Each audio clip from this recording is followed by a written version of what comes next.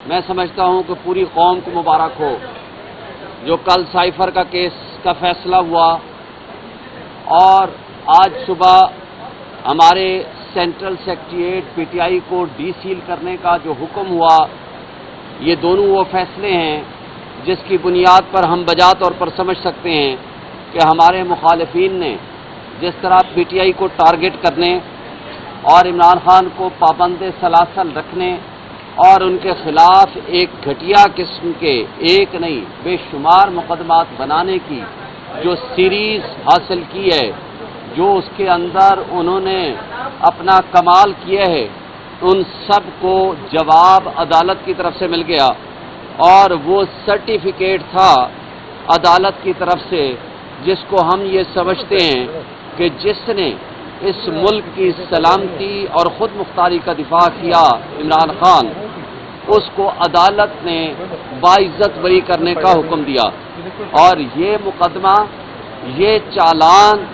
یہ charge sheet پوری قوم کی خلاف تھی، اس لیے کہ تاریخ اس بات کو یاد رکھتی کہ آپ نے ایک ایسے ہیرو اور لیڈر کے خلاف وہ مقدمہ بنایا اور وہ الزام لگایا جو الزام یہ تھا کہ آپ نے اپنے ملک کی سلامتی کا دفاع کیوں کیا، کیونکہ پچھلے 2 ہفتے پہلے پراسیکیوٹر، اسپیشل پراسیکیوٹر جنرل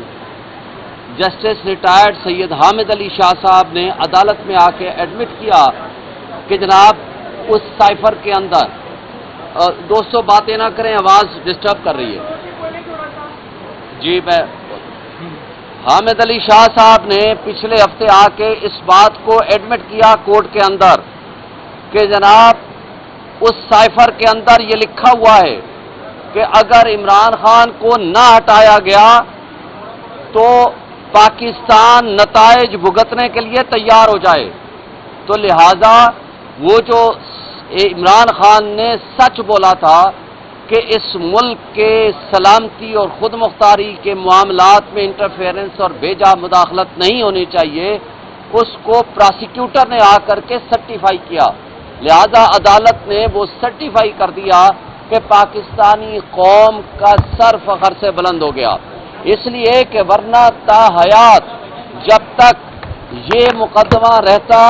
تو پاکستان میں ایک بات پوری دنیا میں میسج جاتا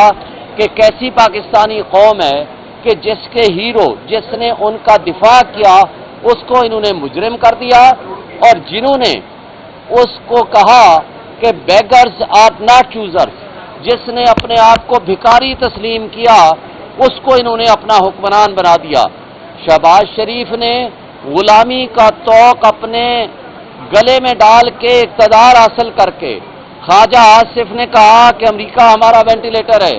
اور یہ غلامی کا طوق لینے کے بعد، اقتدار حاصل کرنے کے بعد وہ بے عزت بھی ہوئے ہیں اور ڈس ریسپیکٹ بھی اللہ نے ان کے کھاتے میں ڈالی ہے۔ دوسرا کیس، آج عمران خان کے لیے کوئی مقدمہ ایسا باقی نہیں ہے جس میں ان کو بریت نہ ہو چکی ہو یا اس میں بیل نہ ہو چکی ہو سوائے ایک عدت کیس کے، اور میں سمجھتا ہوں کہ ہمارا دشمن اتنا کم ظرف اور گھٹیا ہے جو عدت جیسے 3rd کلاس مقدمات بناتا ہے اور میاں بیوی کے ایک مقدس رشتے کے اندر وہ درار ڈالنے کی کوشش کرتا ہے کہ جس کیس کو ہم اپنے بچوں کے ساتھ، اپنے فیملی کے ساتھ بیٹھ کے نہیں دیکھ سکتے، یعنی اس کم ظرف اور گھٹیا دشمنوں سے ایسی ہی توقع رکھی جا سکتی ہے جو انہوں نے مقدمات بنائے ہیں۔ اور اس کے بعد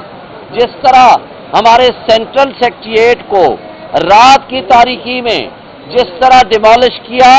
اور رات کی تاریکی میں جس طرح سیل کیا، وہ یہ سمجھتے تھے کہ ہم پابند ہو چکے ہیں صرف ایک کمرے کے یا ایک مکان کے۔ ایک منٹ میڈم، ایک منٹ،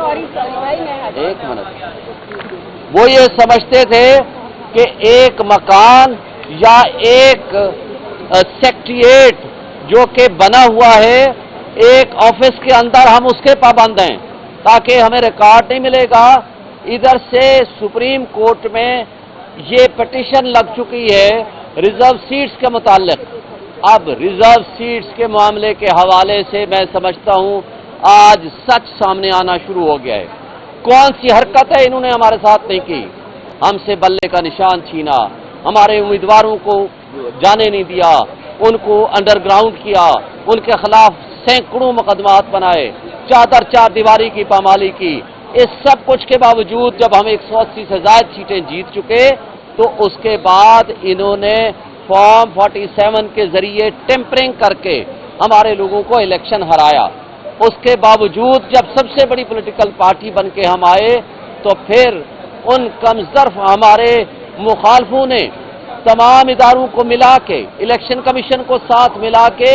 ہم سے وہ سیٹیں جو ہمارا حق ہے وہ ریوڑیوں کی طرح بانٹ دیں ان پارٹیوں میں جو اپنا حصہ وصول کر چکے تھے. نہ یہ خیرات تھی، نہ یہ گفٹ تھا جو کہ الیکشن کمیشن نے اٹھا کے ان کو دے دیا.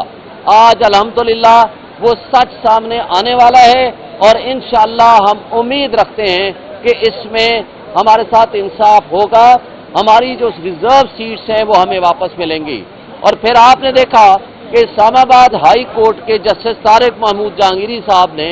اسلام آباد کے کٹ پتلی ایم این اے کو جب نوٹس کیا کہ اپنے فارم 45 لے آئیں تو وہ بھاگتے ہوئے الیکشن کمیشن پہنچ گئے کہ جناب ہمیں یہ کہتے ہیں کہ اگر ایفیڈیوٹ جھوٹا دیا تو ہم آپ کو جیل بھیج دیں گے. بھائی یہ تو قانون کہتا ہے کہ جو بھی عدالت کے اندر کوئی جھوٹا ایفیڈیوٹ دے گا تو وہ پرجری ہے، وہ جھوٹ ہے، وہ فراڈ ہے، تو اس کے اوپر تو پرچہ بنتا ہے. وہ یہاں پہنچ گئے کہ جناب ہماری جان بخشی کراؤ، ہمیں فارم 45 نہ دینا پڑے، ہمیں عدالت میں جواب نہ دینا پڑے، لہذا یہ بدل دو، ٹریبونل ہی بدل دو. اور اس کے لیے انہوں نے ان کٹ پتلیوں نے ایک رات کی تاریکی میں آرڈیننس جاری کر دیا. ہم انشاءاللہ بجا طور پر یہ توقع رکھتے ہیں عدلیہ سے انشاءاللہ ہمیں انصاف ملے گا اور انشاءاللہ پی ٹی آئی سرخرو ہوگی اور یہ کٹ پتلی اپنے انجام کو پہنچیں گے. شکریہ.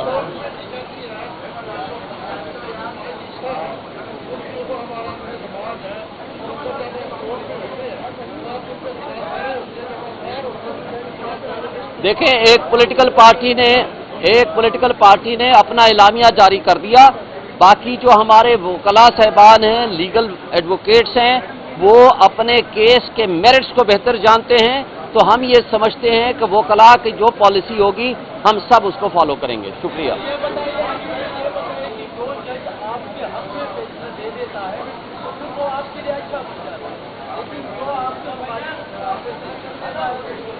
ہم یہ کہتے ہیں کہ انصاف پہ فیصلہ کریں.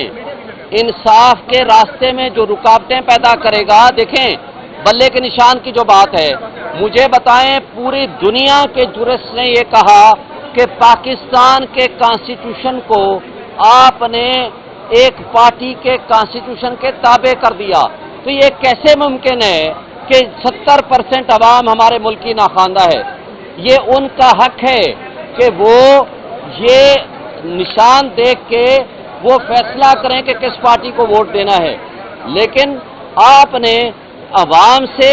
وہ حق رائے دہی چھین لیا. تو لہذا کوئی بھی فیصلہ آئے گا ہمارا یہ حق ہے کہ ہم جائز تنقید کریں، مگر آپ تمام پاکستان کے جورسٹ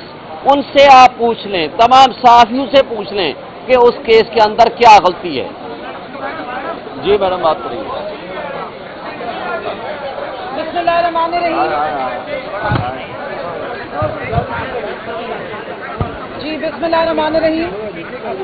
آج دوسرا دن تھا ہیئرنگ کا سپریم کورٹ میں 13 رکنی بینچ میں. بہت زبردست دلائل بھی ہوئے، کامنٹس بھی بہت زبردست آئے، اور میں اس بات پہ ایز اے ایپلیکینٹ یا آپ کہیں کہ پٹیشنر اس بات سے مجھے خوشی ہوئی کہ سپریم کورٹ کو ہر معاملے کا ادراک ہے. جتنے فاضل ججز بیٹھے ہیں ان کو یہ بات معلوم ہے کہ اگر سوال اٹھائے جاتے ہیں کہ الیکشن کمیشن کے سامنے یہ کیوں نہیں رکھا. ایک موقع ہے آپ لوگوں میں سے جس نے کور کیا ہوگا کہ اس بات پہ بحث ہو رہی تھی کہ اگر بلے کا نشان چھین لیا گیا تھا تب بھی پی ٹی آئی کے کینڈیڈیٹس جا کر انڈیپینڈنٹلی